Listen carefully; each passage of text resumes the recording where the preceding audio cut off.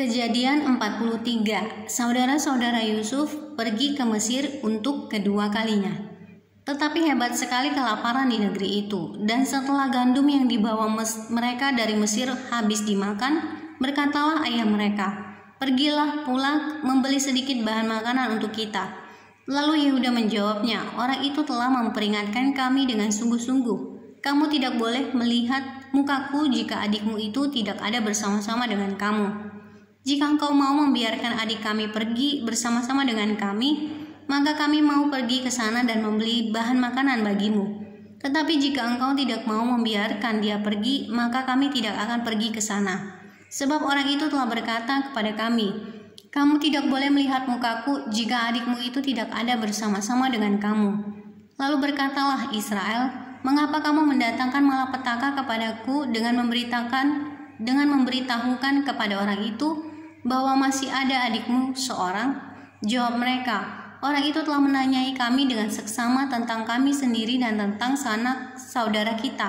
Masih hidupkah ayahmu? Adakah adikmu lagi?' Dan kami telah memberitahukan semuanya kepadanya seperti yang sebenarnya. Bagaimana kami dapat menduga bahwa ia akan berkata, 'Bawalah kemari adikmu itu.' Lalu berkatalah Yehuda kepada Israel ayahnya, 'Biarkanlah anak itu pergi bersama-sama dengan aku, maka kami akan bersiap dan pergi, supaya kita tetap hidup dan jangan mati, baik kami maupun engkau dan anak-anak kami. Akulah yang menanggung dia, engkau boleh menuntut dia daripadaku jika aku tidak membawa dia kepadamu dan menempatkan dia di depanmu, maka akulah yang berdosa terhadap engkau untuk selama-lamanya. Jika kita tidak berlambat-lambat, maka tentulah kami sekarang sudah 2 kali pulang.' Lalu Israel ayah mereka berkata kepadanya, 'Jika demikian, perbuatlah begini, ambillah hasil yang terbaik dari negeri ini dalam tempat gandummu, dan bawalah kepada orang itu sebagai persembahan sedikit balsam dan sedikit madu, damar dan damar ladan, buah kemiri dan buah badam. Dan bawalah uang 2 kali lipat banyaknya.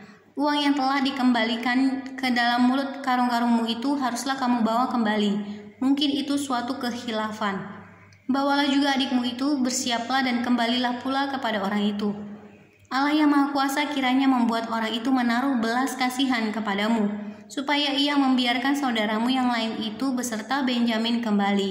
Mengenai aku ini, jika terpaksa aku kehilangan anak-anakku, biarlah juga kehilangan.' Lalu orang-orang itu mengambil persembahan itu dan mengambil uang 2 kali lipat banyaknya beserta Benjamin juga. Mereka bersiap dan pergi ke Mesir. Kemudian berdirilah mereka di depan Yusuf.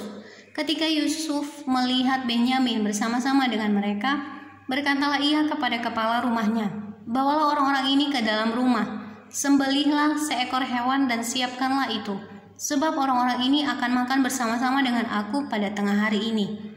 Orang itu melakukan seperti yang dikatakan Yusuf dan dibawanyalah orang-orang itu ke dalam rumah Yusuf.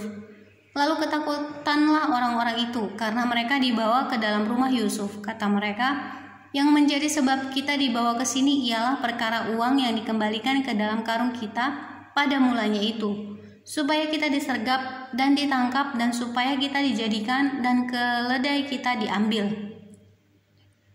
Karena itu mereka mendekati kepala rumah Yusuf itu dan berkata kepadanya di depan pintu rumah, 'Mohon bicara Tuan, kami dahulu datang kemari untuk membeli bahan makanan.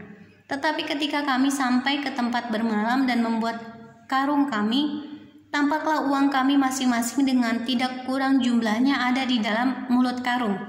Tetapi sekarang kami membawanya kembali.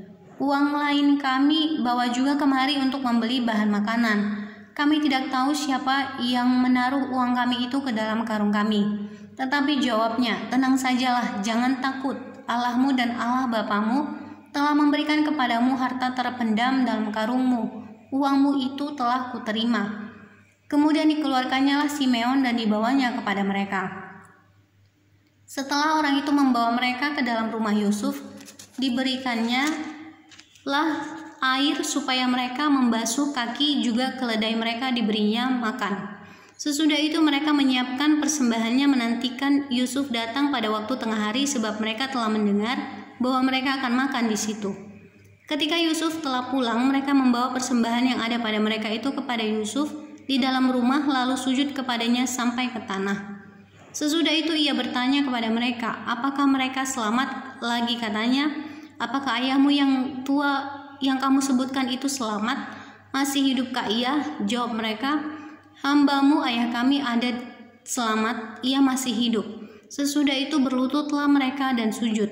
Ketika Yusuf memandang kepada mereka, dilihatnyalah Benjamin, adiknya yang seibu dengan dia. Lalu katanya, inikah adikmu yang bungsu itu yang telah kamu sebut-sebut kepadaku? Lagi katanya, Allah kiranya memberikan kasih karunia kepadamu, anakku. Lalu segeralah Yusuf pergi dari situ, sebab hatinya sangat terharu merindukan adiknya itu.